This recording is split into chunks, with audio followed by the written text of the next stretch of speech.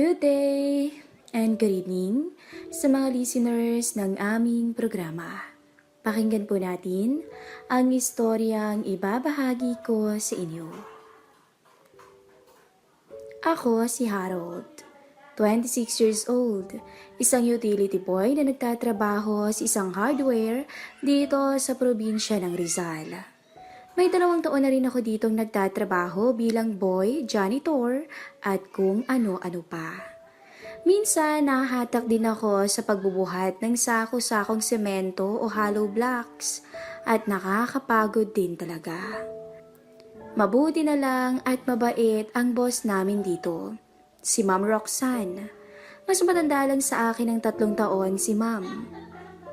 Cute siyang tignan sa kabila ng seryoso niyang mukha.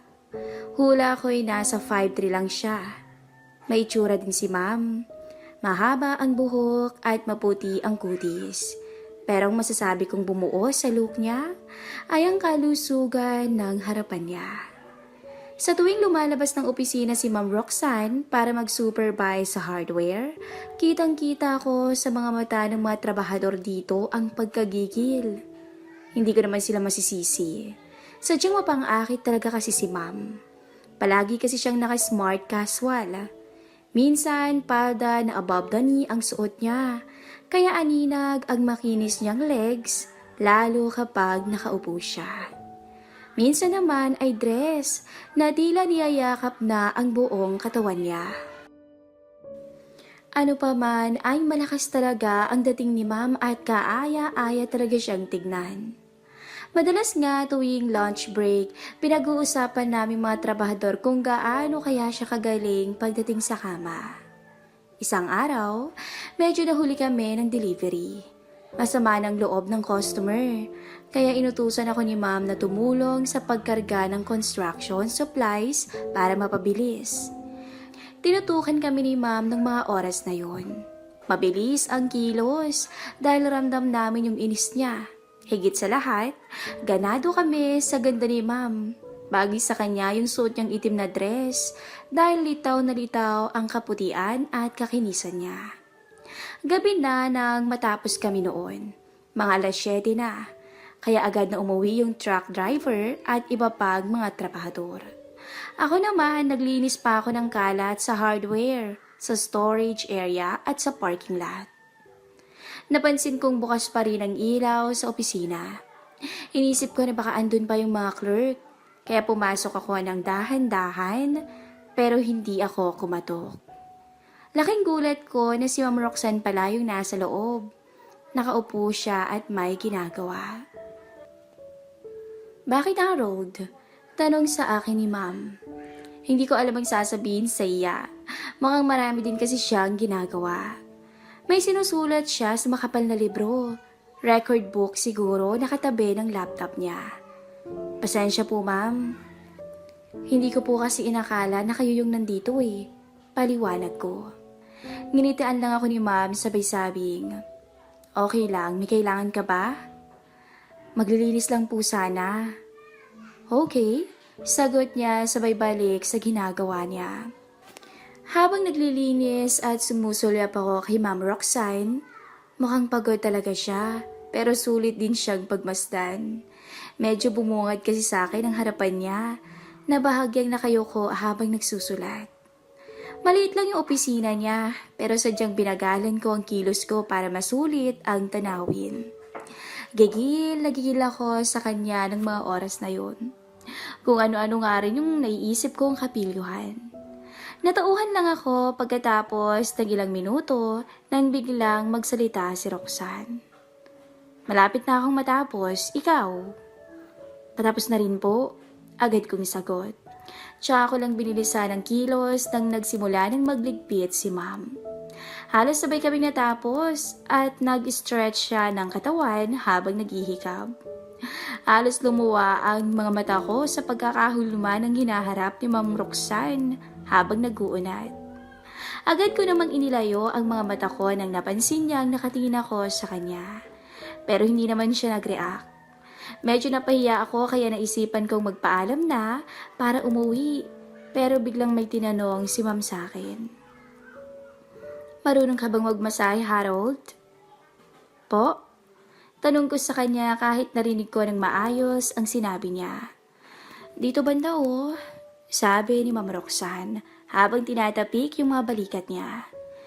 Medyo ngalay kasi, patuloy pa niya. Hindi ko alam kung nangaakit ba siya o ano. Medyo natulala ako, pero tanga na lang siguro ang tatanggi. Hindi ako magaling mag-massage pero dali-dali akong pumwesto sa likod ng upuan ni Roxanne at agad kong pinisil ang balikat niya. Aray, Harold naman eh. Dahan-dahan lang. Ay, sorry po ma'am. Napalakas ata ang diin ko sa gigil ko sa kanya. Nakaka-tense kasi yung sitwasyon ko. Napakaswerte ko. Habang minamassage ko yung balikat ni Ma'am Roxanne, unti-unti kong na-realize kung gaano siya kabango. Nakakabaliw. Ganyan lang Harold.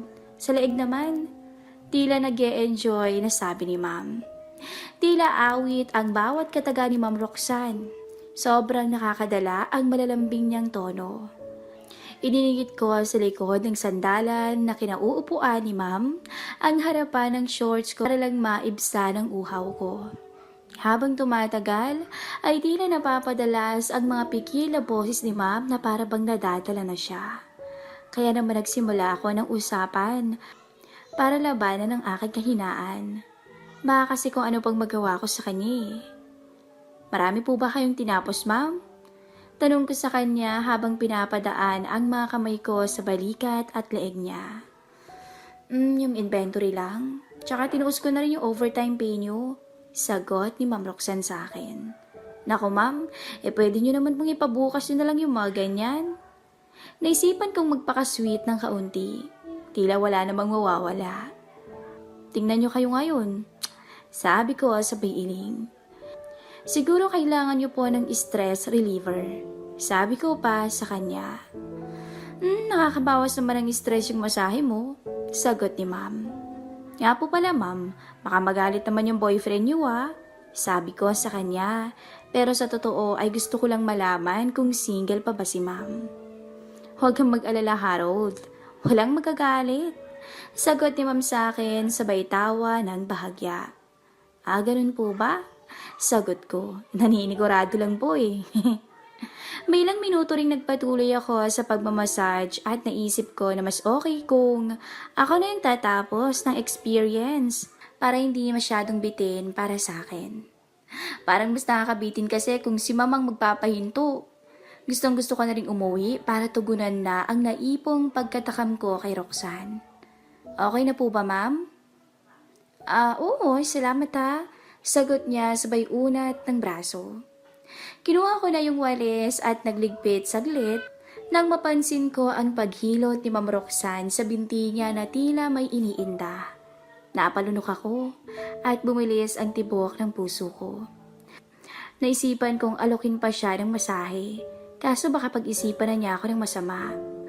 Mabilis akong nag-isip at kalaunan ay nagdesisyon akong lubos-lubusin na ang swerte ko. Naku ma'am, ngalay din po ba yung binti niyo? Napatingin sa akin si ma'am. Ang ganda-ganda niya talaga. Naisip ko na baka magalit siya. May ilang segundo rin kaming nagkatitigan bago siya sumagot. Oh Harudi, mahina niyang sambit. Hindi naman pala galit si ma'am. Kinakabahan ako at namamawis ng oras na yun. Gusto niyo i-massage ko rin? Alok ko sa kanya. Okay lang ba? Medyo gabi na rin kasi eh. Sagot ni ma'am. Tila dream come true ang nangyayari ngayon. Kanina lang ay sa balikat at leeg ng sexy kong boss. Ngayon naman, pinayagan niya rin akong mahaplos ang maputi at makinis niyang binti. Agad akong kumuha ng upuan at umupo malapit kay Roxanne. Nakaupo pa rin si ma'am at unti-unti niyang idinantay ang binti niya sa hita ko. Tila lalong tumindi ang kakaibang nararamdaman ko at lalo akong pinagpawisan ng oras na yon. Okay lang ba Harold? Gusto mong lakasan yung aircon? Halok niya sa akin. Naku, hindi na po ma'am. Okay lang po ako. Sagot ko. Okay, pinagpapawisan ka kasi. Baka naiinitan ka na. Sweet niyo naman ma'am. Biro ko sa kanya. Napangiti naman si Roxanne. Grabe, ang ganda at ang sexy talaga niya. Kung kanina ay nakatalikod siya sa akin, ngayon naman ay magkaharap na kami at hawak-hawak ko pa yung binti niya na nakadantay sa akin. Nga po pala ma'am, mild oil kayo o lotion? Mas okay po kung gagamitan ng ganun. Alo ko kay ma'am. Oh kuya, wait lang. Kinuha niya ang bag niya at hinanap ang lotion. Eto, sabi niya habang inaabot sa akin yung bote. Pagkakuha ko ng bote, ay bahagya akong nahawakan ng kamay ni ma'am. Malambot din kasi at makinis. Parang binti niya. Napapamura nga ako sa isip ko at pinagpawisan palalo. Naku Harold, mababasa na damit mo, kulay gray pa naman din. Papakat agad pawis mo dyan. Oo nga po mami. Alisin mo na muna kaya yung polo shirt mo. Nagulat ako sa sinabi ni Ma'am Roxanne. Pero mukhang okay lang sa kanya kaya inalis ko ng polo shirt ko. Napansin ko na napatingin siya sa katawan ko. Medyo matipuno din naman kasi. Normal naman siguro sa nagmamanual labor ang ganun. Okay lang bang ganito ako ma'am? Tanong ko. Gusto ko rin kasing makasigurado. Oo naman Harold, sagot niya. Napangiti na lang ako at nilagyan ko ng lotion ang binti niya. Una kong tinrabaho yung kaliwa niyang binti. Napapansin ko yung napapadalas yung pagsulyap niya sa katawan ko, pero hindi ko binibigyan yon ng meaning. Ayoko nang dagdagan pa yung uhaw na nararamdaman ko. Ang husay mo naman pala Harold Tila nawawala sa sariling sabi niya ma'am. Salamat po ma'am, sabi ko. Ngumiti si ma'am sa akin at napagagat-labi sabay sabing, maganda yung katawan mo kuya, nag-workout ka ba? Tanong niya. Umayos ako ng upo bago sumagot. Hindi po ma'am, hindi po kaya ng budget ang gym membership So, saka bubuhat mo lang yan dito sa hardware? Tanong ulit ni ma'am na parang may halong biro. Gano'n na nga po siguro. Nag-usap pa kaming dalawa ng saglit bago idinantay ni Ma'am Roxanne ang kabilang binti niya. Nilagyan ko yun ng lotion. At sa bawat paghaplos ko ay dinig ko na tila iba na ang tono ni Ma'am. Para bang pigil na boses dahil sa lubos na pagkadala. Kayo po, nag-exercise kayo? Tanong ko kay Ma'am. Oo, once a week, bakit? Ang sexy niyo kasi Ma'am. Biro ko sa kanya. Ginitian ako ni Ma'am. Muling napalingon sa kakisigan ko at napakagat-labi ulit. Pagkakita ko noon, ay tila nawala na ako sa sarili. Unti-unti kong pinaabot sa tuhod niya ang paghaplos hanggang sa tumaas pa nga ito ng tuluyan. Tila nagulat si Ma'am. Napahawak siya sa upuan niya pero hindi pa rin naman niya inalis ang binti niya na nakadantay sa akin. Napahinto rin ako. Nakikiliti po ba kayo? Tanong ko. Hindi naman. Medyo nagulat lang Harold. Itutuloy ko pa po ba? Tanong ko sa kanya. May halo ng balak ang pagkakasabi ko.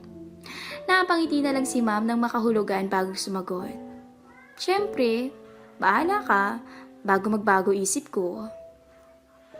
Mukhang nakuha ko na ang go signal mismo sa boss ko. Tumingin ako sa kanya at tumingin rin siya sa akin habang nakangiti. Dahan-dahan kong ibinaba ang kanyang manipis na panloob. Sa puntong yun ay napakapit na lang si Ma'am sa aking braso at napapikit sa mga sumunod na nangyari. Nanggigil ako ng sobra at talagang hindi ko tinantana ng pagkakataong yon. Napamura ako sa isip. Hindi ako makapaniwalang nangyayari ang lahat ng to sa loob lang ng isang gabi.